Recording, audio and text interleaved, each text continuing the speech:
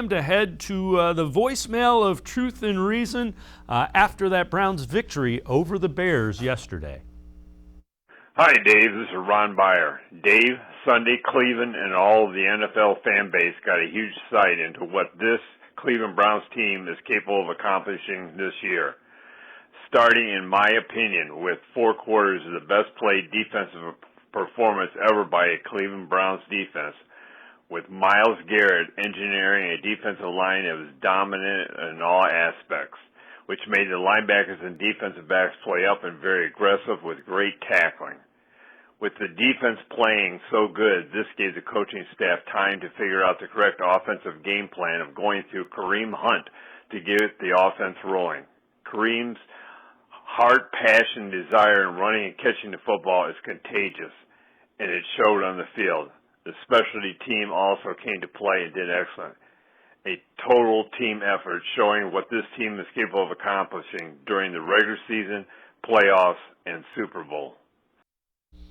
Okay, Mary Kay, we've tempered it a little bit by mentioning it was Justin Fields and a rookie quarterback. But again, the defense, 1 net yard passing, 47 net yards, 42 plays, 1 of 11 on third downs. Those are all great numbers. You can't expect it every week, but that's how dominant. Those are dominant defensive numbers.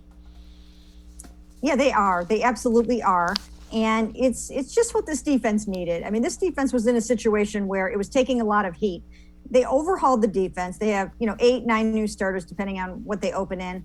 And Joe Woods was really taking a lot of grief from people. He was sort of, on the hot seat a little bit there. And, Myles was taking some grief. I mean, he actually posted something on Instagram saying, they're saying I fell off. I got to keep that same energy. These guys felt a little bit attacked. They didn't play the way they wanted to against the Texans. They were a little bit embarrassed about the way that they played against Tyrod Taylor and Davis Mills. Did not go well. And so they had something to prove. They practiced really, really hard during the week. I watched them very, very closely, and they did. They came out and they played with their hair on fire, and you have to give them a ton of credit for that. Again, I am tempering it a little bit because I think that's important.